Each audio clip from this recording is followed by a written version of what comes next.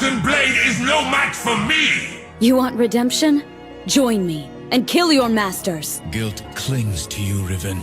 Forgive yourself, or the Azakana will find you. And all the Noxian High Command couldn't put Riven together again. Pure Noxian girl. Almost liked her. Almost. Which weighs more, Riven? Your blade or your past? Everyone faces a reckoning, Riven. You can't run from yourself, Riven. I've tried. Broken sword. Broken spirit. 3 swift strikes. Wait, that technique. Another wind blade. Who taught you that? Riven, a little thread and that blade will be as good as new. Riven, I fought alongside a stronger you. Show me her. A sword mirrors its owner. I am awakened. My hands are stained. My spirit is not lost. They said it was for kids. That only nerds could watch it. The scenario would be simple. They were completely wrong.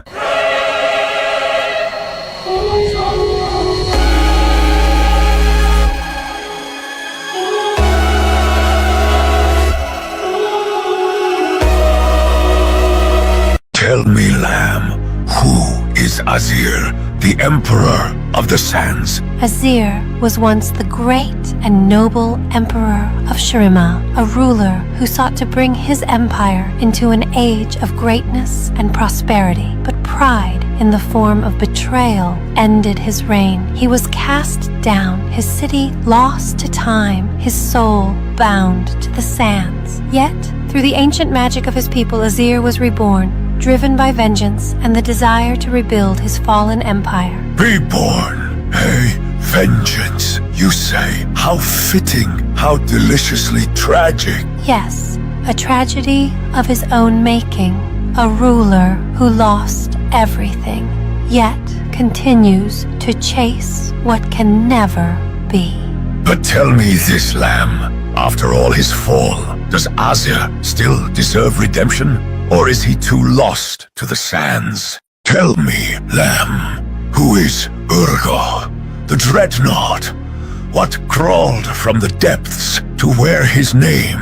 Urgot was once a headsman of Noxus, a butcher cloaked in power and fear, but betrayal cast him into the depths of Zaun, where chains became his teachers and pain his gospel. There, he was reborn, not as a man, but as a machine of retribution, purging weakness with fire and iron. Chains made him stronger. Pain gave him purpose. Ha!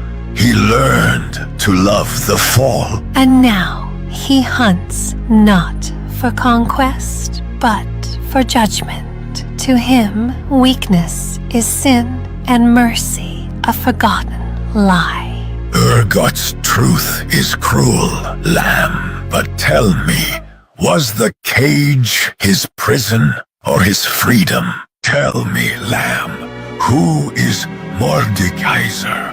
What monster returns again and again from death? Mordekaiser was once a warlord whose hunger for power could not be satisfied, not even by death. When his mortal body fell, his soul refused the end. Through dark sorcery and stolen souls, he forged a new form, one of iron and hate. Now he builds a kingdom of the dead, brick by brick, bone by bone. He dies, he rises, he rules again and again. What defies the grave like that? He is no longer man nor ghost. He is will unbroken, dominion unending. Mordekaiser bends death to his will. But tell me, Lamb, what happens when death stops obeying? Tell me, Lamb, who is Tryndamere? Why does his fury never fade? Tryndamere was once a warrior, prince of the Freljord, his clan slaughtered by a power beyond mortal understanding. Struck down, yet not taken, he rose again, driven by vengeance, sustained by unrelenting rage. Now he seeks strength without limit, and the thing that nearly ended him. Rage kept him breathing. Hatred kept him moving. He is a storm with no calm. He rules through might, not birthright. His path is blood, and his crown forged in battle. But tell me, Lamb, when his vengeance is done, what's left for a man made of wrath? Then he will hear my bowstrings sing and know that even rage must rest. Tell me, Lamb, who is Pike? Why does death follow him like a shadow? Pike was once a harpooner in Bilgewater, swallowed by the jaws of the deep. Betrayed by his own crew, he drowned, but something pulled him back. Now he hunts with eyes that see only names, names that must be crossed off. He was prey. Now he is predator, cold, precise, unforgiving. His blade is not for justice. It is for balance, twisted by pain. But tell me, Lamb, if he kills them all, will silence finally come? Only when he remembers the name he forgot, his own. A name lost beneath the waves. I wonder, Lamb, who will speak it last? Tell me, Lamb, who is Kaisa, the daughter of the Void? Why does she wear its skin? She was just a child when the Void swallowed her world. Trapped beneath, alone, she survived where none should. The darkness changed her, but could not take her. It touched her, and she touched back.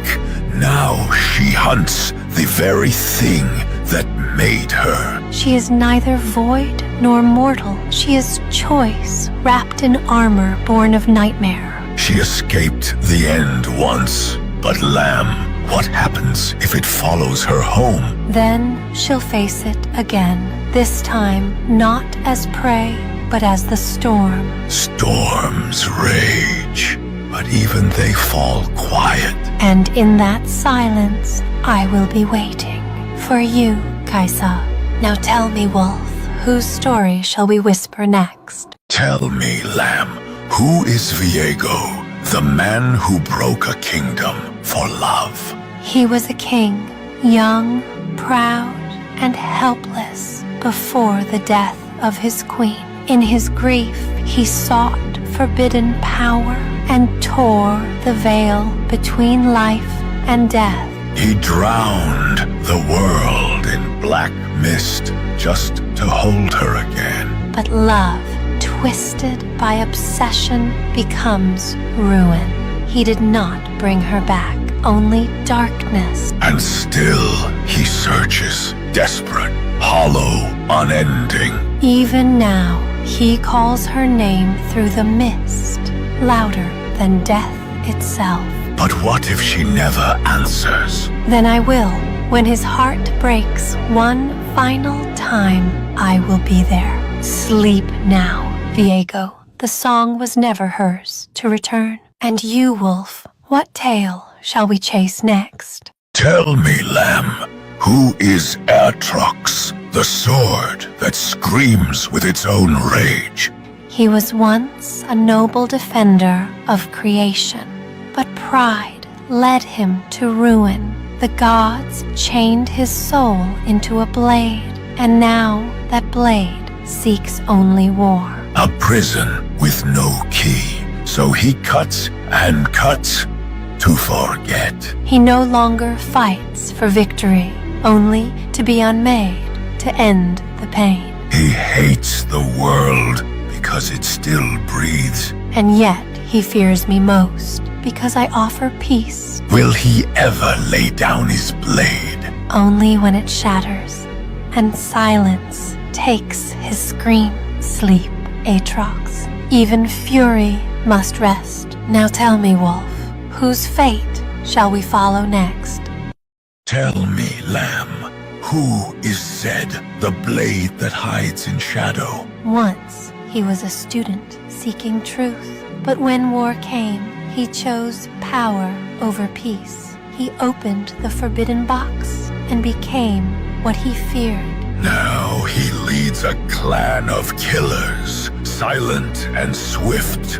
No mercy, no light. He believes darkness is necessary to protect his land, but shadows cannot heal what they consume. He strikes before they see him, before they even beg. But even the swiftest blade cannot outrun me. Does he know we follow? He will when his shadow meets mine. Now tell me, Wolf, whose truth shall we unravel next? What of the one who walks balance, the eye behind the mask?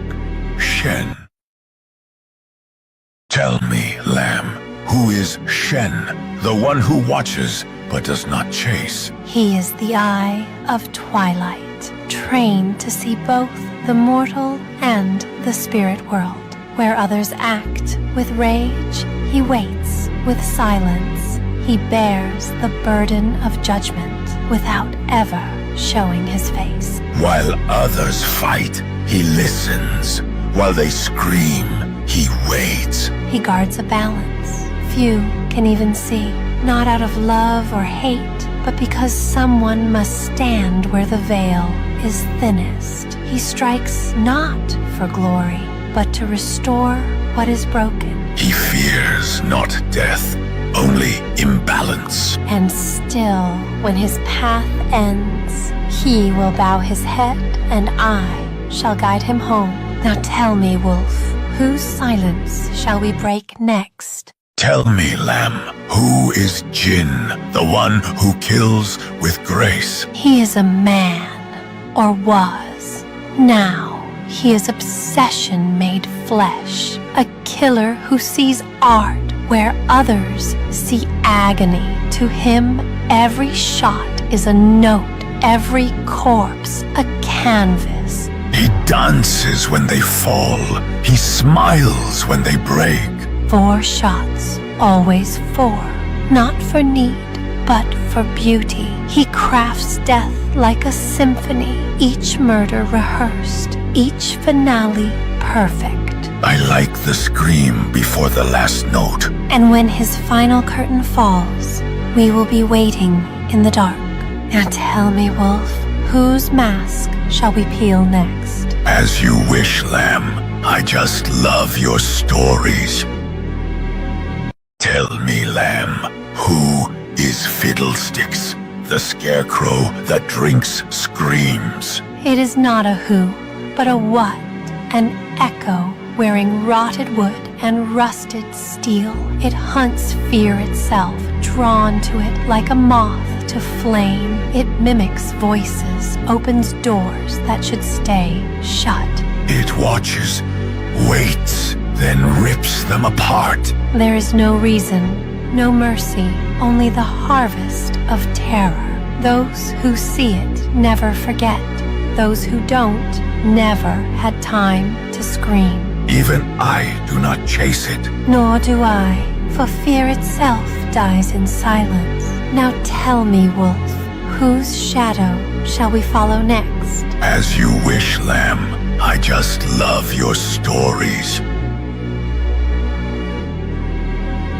Tell me, Lamb, who is Vladimir, the one who drinks what should stay inside? He is the Crimson Reaper, a noble of ages past, who traded mortality for mastery over blood. With a whisper and a gesture, he turns veins into rivers and hearts into fountains. He swims in what others spill. And each drop stolen feeds his hunger, not just for power, but for eternal indulgence. He does not kill for survival, but for art, for pleasure, for control.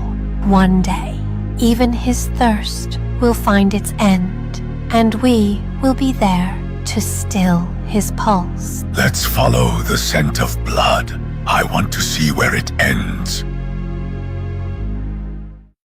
Lamb, who is Katarina, the red one who dances with knives? She is the blade of Noxus, daughter of war, trained to strike without hesitation. Her daggers do not simply cut, they vanish, they return, they judge, each motion a decision, each kill a silence kept. She twirls, and they fall. Duty drives her hand, but death follows her shadow, like a lover who never learned to let go. In every step she takes, old ghosts follow. Was it duty that moved her, or something deeper? Some truths hide where blood has already dried.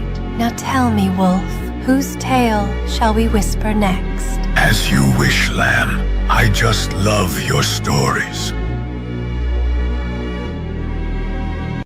Tell me, Lamb, who is Evelyn, the one that purrs before the screaming starts? That is Evelyn. She is the embodiment of desire and agony, dancing in the shadows where pleasure and pain entwine. Her form is like a caress before the sting, soft, enticing, then suddenly sharp as she feasts on the very essence of those who dare come too close. She waits until they want it. And when they do, she strikes. Her kiss, the sweetest torment, her embrace, a final surrender. They offer their hearts, and she gives them suffering. Kindred does not hurry. We simply watch as they fall into her grasp, never to rise again. Do they know it's death they crave? They think it's love until we see the truth in their final breath.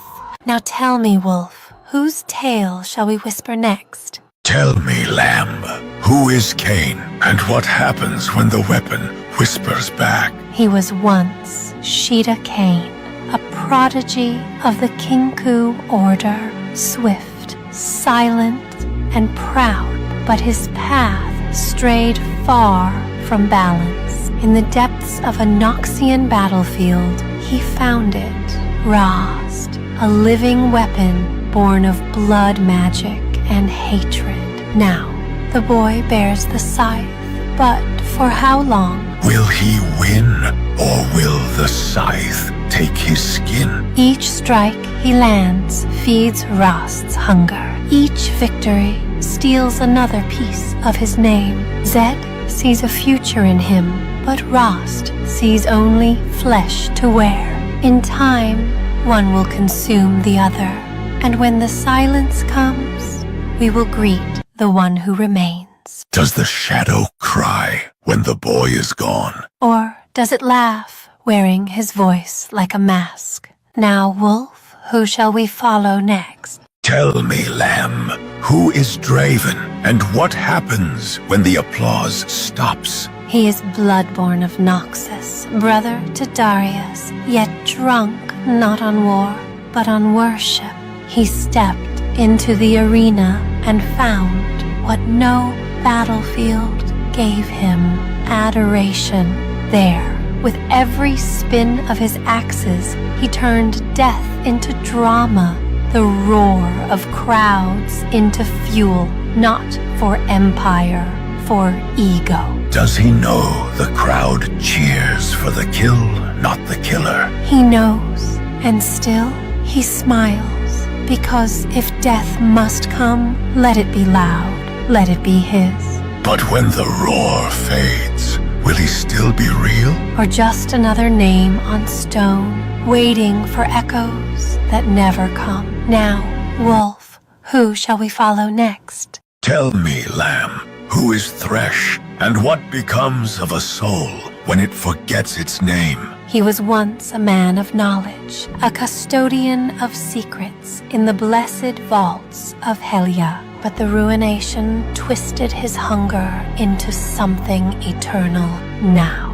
He is a collector, not of books, but of torment. His lantern burns not with light, but with the agony of the souls he chains. Each scream a treasure, each fear a feast. Does he carry the lantern, or does it carry him? Perhaps both. For what is Thresh, if not the echo of every soul he refuses to release? Then what happens if he ever opens that lantern? Would the world hear them scream, or would it scream with them? Now, Wolf, who shall we follow next? As you wish, Lamb. I could hear your stories all night long. Tell me, Lamb, who is Amumu, and why does sadness cling to him like a shadow? Amumu is a forgotten prince, a relic of a broken kingdom swallowed by time and grief. Wrapped in cursed bandages, he roams the world, seeking a friend who will never truly stay. His touch carries sorrow, his tears rot the very ground beneath him. No laughter dares echo near his path, only silence and the ache of something eternally missing. If no one dares stay near him, why does he still search? Because hope is the cruelest curse of all. Even a heart embalmed by centuries cannot silence the need to be loved. Does he weep for himself, or for the world that forgot him? Perhaps for both, or perhaps his sorrow is so old, even he has forgotten why he cries. Now, Wolf, who shall we follow next? Tell me, Lamb, who is Silas, and why does rebellion burn so fiercely in his veins? Silas was born in Demacia, where magic is feared and crushed under iron law.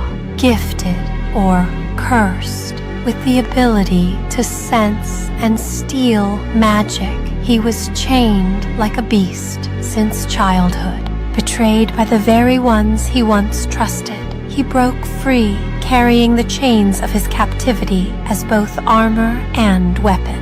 And now he stokes the fires of revolution, seeking to tear down the world that caged him. If he breaks his enemies, what becomes of the dream he claims to fight for? Dreams, twisted by pain, often birth monsters. Silas may yet save his people or doom them to ash. Does he battle for freedom or for vengeance? Perhaps for both. In the end, chains are not always forged from iron. Now, Wolf, who shall we hunt next? Tell me, Lamb, who is Akali, and why does the shadow no longer claim her? Akali was once a prodigy of the Kinku order, trained under Shen's watchful gaze. But when the balance she fought for crumbled into silence, she abandoned her masters. Now she moves alone, a blade honed by her own will, striking unseen against those who spread rot and chaos. She answers to no order, only to the silent promise she made to herself. If she forsakes the old ways, what guides her hand when the mist is thick? Perhaps it is fear or freedom, but even the swiftest must one day face us when their final strike is made. Will we find her when her last breath fades? In time, all do. Now, Wolf, which soul shall we seek next? Tell me, Lamb, who is Set, and why does he fight with nothing but his fists? Set is the son of a Vastayan outcast and a notorious human fighter. Left to fend for himself when his father vanished, Set carved a name through grit and fury. From the underground pits to ruling entire arenas, he rose by breaking bones and bending the will of those who dared oppose him. His fists speak louder than any crown. If strength built him, what will it leave behind when it fades? Only the echo of battles past. and a son who sought a father's shadow. In the end, even the strongest hear our call. Will Set try to outrun us too? He may, but none can outrun kindred. Now tell me, Wolf, whose fate shall we whisper next? Tell me, Lamb, who is Scion, and why does death still cling to his broken frame? Scion was once the pride of Noxus, a brutal general who slew kings with his bare hands. When he fell, Boram Darkwill refused to surrender him to the grave. Through blood, rituals, the hemomancers of the Black Rose tore him back from death, crafting a weapon of flesh and fury. Under Swain's reign, he was set loose again, an unstoppable relic of forgotten wars. Does he remember the glory, or only the blood?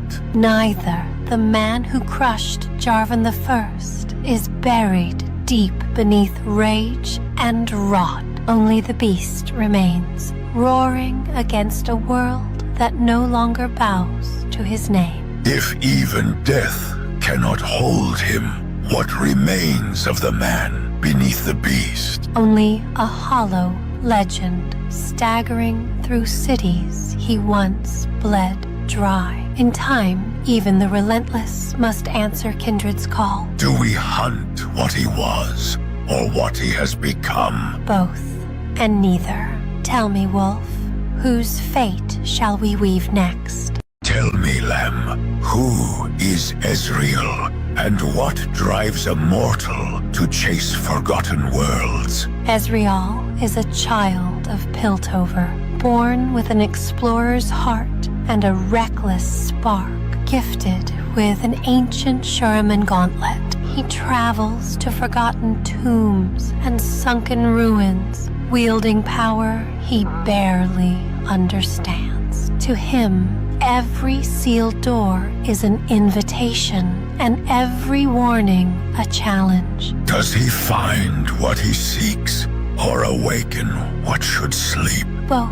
His journeys leave ripples in the old magic, stirring forces that remember a world before him. Ezreal dances on the edge of wonders and disasters, unaware that some treasures were meant to stay buried. Perhaps we shall follow his footprints and see where folly leads. Perhaps, or perhaps kindred will find him when he finally ventures too far. Tell me, Lamb, who is Briar, and what monster needs chains to remember itself? Briar was forged by the Black Rose, a living weapon shaped from forbidden blood magic, crafted to hunt and devour. She slipped from their control, overwhelmed by endless hunger. Now, bound in heavy irons, Briar roams with fractured thoughts, torn between her thirst and fleeting glimpses of who she might have been. Does she feed to survive, or survive only to feed? Both. Her chains are her only mercy. Without them, she would lose herself to the crimson tide, drowning mortals and dreams alike. Perhaps one day, kindred will set her free when the hunger grows too loud to bear. Tell me, Lamb, who is Nasus, the jackal whose wisdom could outlast the stars? Nasus was once a mortal, a scholar of ancient Shurima, chosen by the sun disk itself. Transformed into an ascended, he became a guardian of knowledge and a general who crushed empires with strategy alone. Did he seek power, or was it forced upon him? He never craved it when his body withered from illness. It was his brother Renekton who, in an act of desperate love, carried him to the sun disk to save his life. Duty bound him. His mind, vast as the desert sands, carried the memories of a fallen empire. After the collapse of Shurima, Nasus wandered, a forgotten titan, watching the world erode like ruins under the sun. Will even such wisdom fail to escape us? Everything crumbles in time, Wolf, even those who try to outrun their own dust. Tell me, Lamb, who is Tom Kench, the river devil whose hunger is never filled? Tom Kench is no mere demon. He is a living hunger, a creature birthed from the oldest fears of mortals. He roams from the deepest rivers to the crooked alleys of Bilgewater, offering desperate souls the illusion of salvation, a deal sealed with a handshake and a lifetime swallowed whole. His tongue, longer than a man, is tall, drags victims into the endless abyss he calls his belly. Does he grant their wishes or only their ruin? Both in cruel harmony. The more one feeds their desires, the deeper they sink into his grasp. Tom Kench has worn many faces across Runeterra, gambler, savior, merchant, but his hunger remains the same, endless and patient. He doesn't simply devour bodies. He feasts upon hope until nothing remains but hollow shells floating down forgotten rivers. Then he is kin to us, in a way. No, Wolf. We offer release. He offers only chains disguised as choices. Tell me, Lamb, who is Samira, the desert rose that never wilts? She was born in the sands of Amakra, a Shuriman town swallowed by war. When her home was razed, she picked up her father's blade and walked into fire. Noxian scouts found her not broken, but blazing. She rose through the ranks, earning crimson by chasing impossible missions. Samira does not serve the Empire. She serves the thrill. Her weapons sing in the face of chaos, and she smiles only when death is near. She dances through gunfire, but does she flee from stillness? Stillness is the only enemy she cannot strike down. When war ends, she finds another, because peace is too quiet to survive in. To her, calm is a curse and danger a cure. If we find her mid-spin, will she bow or fire first? She'll wink, pull the trigger, and call it grace. Now tell me, Wolf, whose story shall we chase next? Tell me, Lamb, who is Yone, the brother who died but still walks? And why does the dead wear a mask? Yone was once a man of discipline, elder to Yasuo and bound by honor. He followed the teachings of the sword, strict as the wind is wild. But even order is no shield against fate. When war came, Yasuo fled to fight. Their master died, and Yone, loyal to duty, sought his brother, not to find him, but to judge him. He hunted his kin with blood in his eyes. He did. They clashed, steel against sorrow, and it was Yone who fell. Yet death gave him no rest. In the spirit realm, something darker found him. A mask, a curse, a second breath stolen from the grave. What does the mask want? It feeds on torment, not of others, but his own. Now, Yone walks the world again, hunting Azakana, nightmares that cling to wounded souls. He slays them with twin blades, one of mortal steel, the other of spirit, born from his own death. Does he remember dying? He does. The sting of betrayal, the shame, the silence after. But memory is no guide. It only deepens the wound. He seeks answers, not vengeance now, though the line is thin. And his brother, Yasuo, do they cross paths like ghosts in a storm? They have. No blades were drawn, but pain passed between them like a whisper. Both carry guilt, but neither carries peace. Not yet. If he hunts spirits, will he hunt us too? No, Wolf. He walks alongside death, but he does not follow its call. He carries his own end, and until it drops from his hands, we do not chase. Then, when will he rest? When he learns that even the sharpest blade cannot cut regret, and that some ghosts must be faced, not slain. What do you see behind his mask, Lamb? A soul torn in two, one half bound by duty, the other drowned in doubt, and both still searching the wind for forgiveness. Now, little wolf, who haunts your curiosity next? Tell me, Lamb, who is Volibear, the storm with claws and hate in his howl? He is ancient wolf, older than mortals dare to remember. In the days when the Freljord was untamed, he walked among tribes as a god, the great storm. They carved his image into stone, offered blood and bone beneath thunderous skies. To them, he was more than a beast. He was the wrath of nature itself, because he never stopped. But gods fade, so why does he still howl? When his siblings turned towards solitude or creation, Volibear stayed the storm. He despises what mortals have built. Temples, steel, order. He tears down walls to hear the wind again. He believes the world has grown soft, and he would make it wild once more. And what of the others? Ornn, Anivia, even the lost? Ornn buries himself in forges. Anivia flies in silence, but Volibear never hides.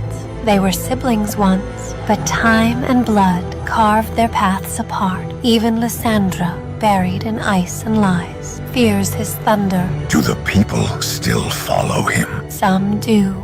The Ursine embrace his madness, binding their flesh with ancient sigils, shredding reason for rage. In their roars, you hear his voice. They march like avalanches under his storm. Then he is not just a god, he is war. Yes, he is the rage that cannot be caged. He is the tempest that shatters what forgets the old ways. And when he comes, he does not knock, he crashes down. And when we find him, Lamb, will we dance? No, he will not run. He will not plead. When his time comes, he will meet us with lightning in his eyes.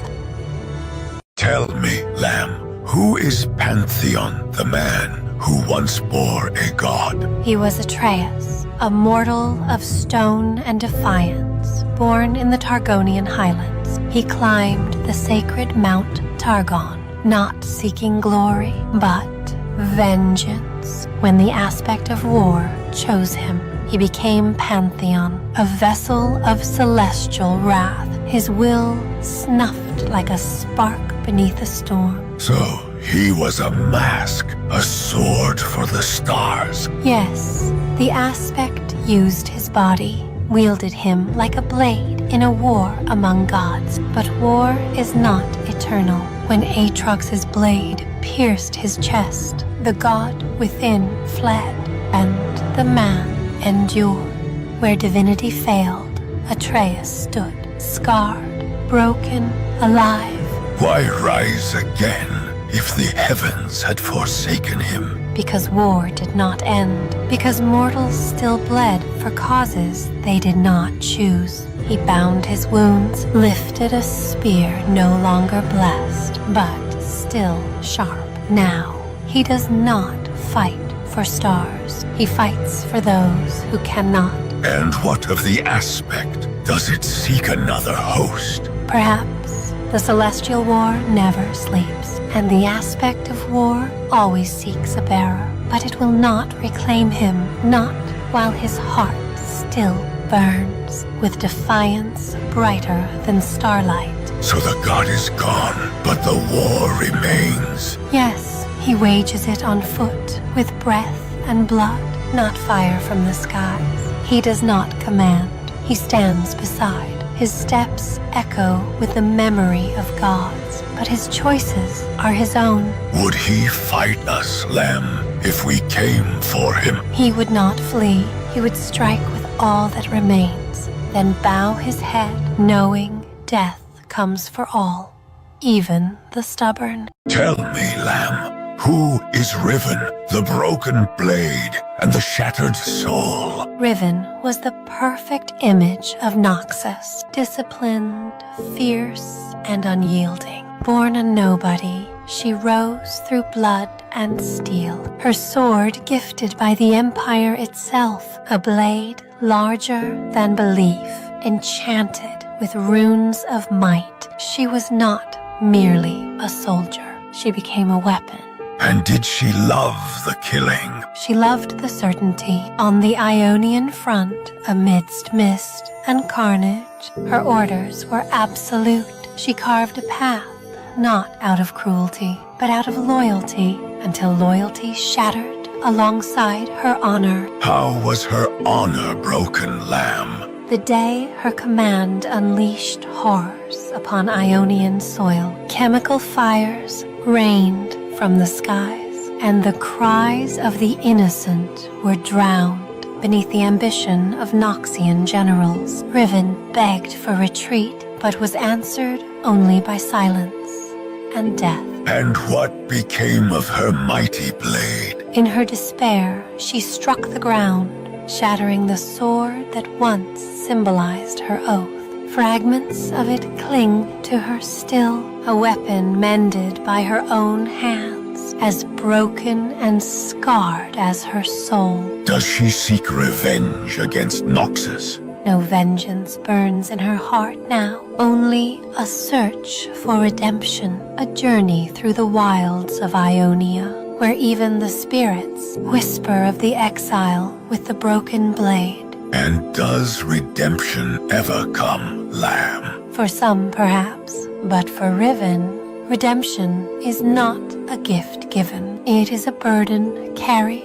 Would we ever chase her, Lamb? Would we ever catch the broken blade? When her journey ends, we will be there, silent as the fall of a single feather or the snap of a forgotten sword. Tell me, Lamb, who is Irelia, the blade that dances without strings? She was once a child of peace, born in the hills of Navori, where the wind whispers through blossoms. But peace was not meant to last. When Noxian boots scorched the earth and stained rivers red, she rose, too young, too graceful, with blades not held by hand, but moved by will. Blades that fly without touch? That's no war, that's a storm. Indeed, her family was trained in ancient dances, rituals that told stories through motion. But she turned art into war, weaving her family's legacy into a weapon no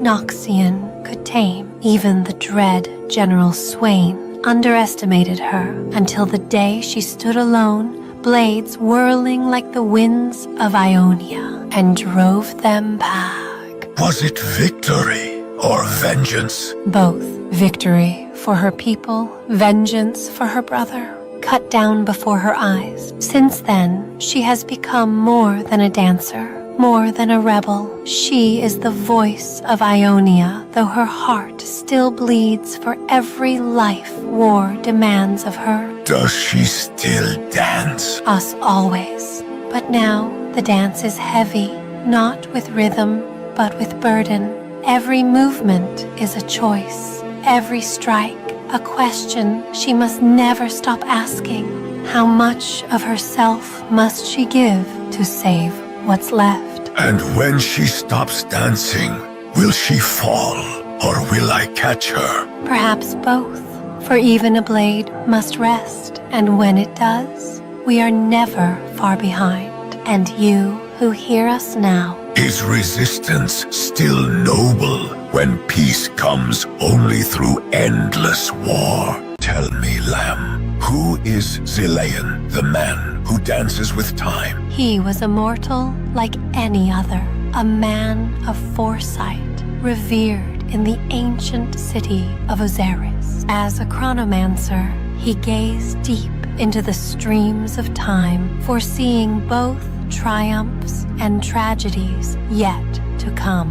But no vision, no magic could prevent the ruin that awaited his home. What ruin did he fail to stop? The Rune Wars, an era where reckless magic tore the earth asunder. Despite all his warnings, Osiris was reduced to dust, its people swallowed by chaos. Grief and guilt consumed him until he abandoned the present altogether. So he fled into time itself. Yes, in desperation, Zilean surrendered his mortal tether, weaving his soul into the endless currents of past and future. He became unstuck, neither truly living nor truly dead. Does he ever return to the present, Lamb? Only in fleeting moments, when need or duty call him back. To many, he is a madman, speaking riddles, a phantom wrapped in paradox. But to those who understand the burden he bears, Zilean is a guardian of possibility and a prisoner of memory. Would you and I ever catch him? Only if he wills it, for even death must wait when time itself bows before its master. If you could change one moment, Lamb, would you? We are not meant to change, we are meant to end. And what of you who listens? If you had the power to rewrite one moment of history, would you dare? Tell me, Lamb, who is Leblanc, the woman who wears 100 faces? She is a whisper in the dark, older than Noxus itself. They call her Leblanc, the Pale One, but that name is just a veil. Her true name has been forgotten or buried. Like so many secrets, she has twisted into power. Is she one or many? She is both. She walks the halls of empire and shadow alike, splitting her form, mirroring her voice. Those who meet her often don't know they have, and those who do seldom remember. She commands the Black Rose, a cabal of mages and manipulators, rooted in the bones of Noxus. Why hide behind roses and mirrors? Because truth is power, and power blooms best in secrecy. She guided the rise of dark empires, shaped puppet kings, even whispered into the ears of generals. She raised Sion from death through blood sorcery, and when Swain tore apart her illusions, she vanished, only to reappear elsewhere in another form, another smile. Does she fear us, Lamb? No, not yet. She believes herself untouchable, immortal in identity, if not in flesh. But even illusions must end, and when the last mask falls, we will be waiting. And you, listener of secrets, if 1,000 lies can save a nation, does the truth still matter? Lem, this human gave me some gold to ask this question. Who is Swain, the man with a demon perched on his shoulder? He is no mere general, nor just a man. Jericho Swain is the hand that seizes fate, and the eye that sees beyond mortal plans. Once broken in the Ionian War, his arm torn, his rank stripped, he should have faded into whispers of failure, but Swain listened to the shadows. Whispers or screams? Both. In the depths of the immortal bastion, he found something ancient, a fragment of the demon realm, a creature born of secrets and betrayal. Swain did not flee from it. He bound it, and with that cursed eye, he began to see the true rot festering in Noxus. He sees death. He sees deeper into the webs of lies spun by the Black Rose, into the schemes of LeBlanc and her cult of veiled mages. Swain clawed his way back to power, not through brute strength, but by revealing the corruption hidden behind every curtain. He usurped the Grand General Borum Darkwill and forged the Trifarix, a rule of 3 to balance strength, vision, and guile. And the demon, is it still his? Braum is no pet. It feeds on suffering, on the ghosts of war.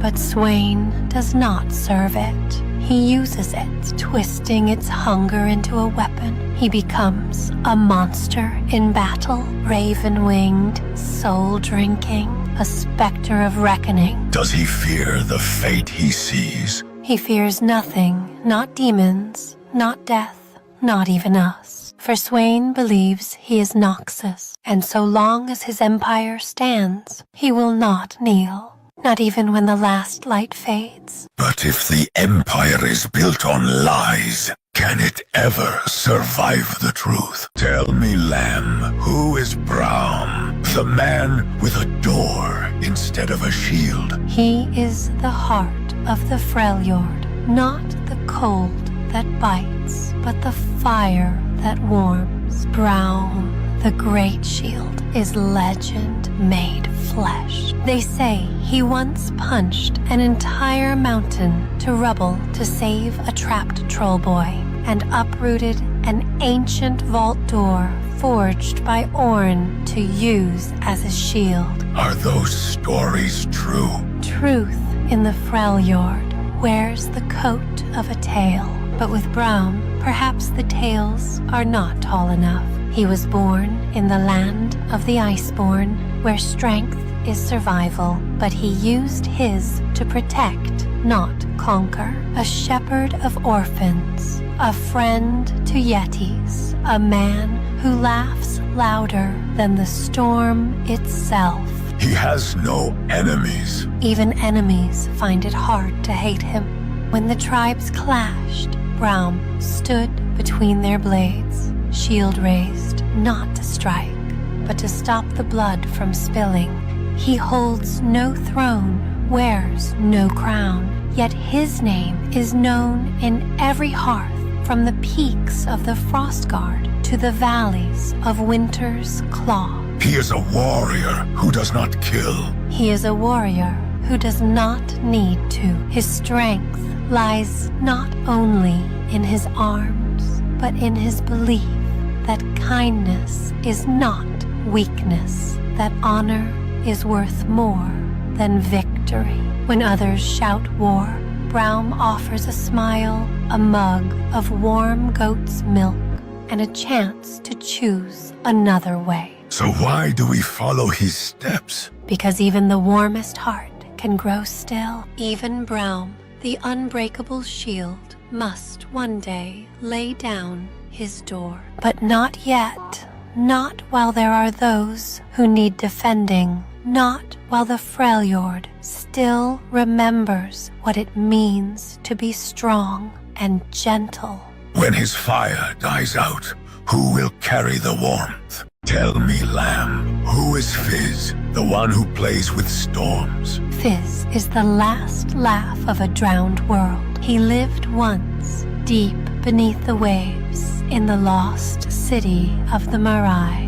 Not as kin, but as companion. A yordle among mortals, beloved for his riddles, his mischief, and the wild stories he brought from afar. But stories can't stop monsters, can they? No, not when the sea warms and the abyss awakens. From the darkness came the Gigalodons, titanic shark dragons whose roar could paralyze. Fizz returned too late. The city was gone, its towers shattered, its streets red, its people devoured. So he drifted.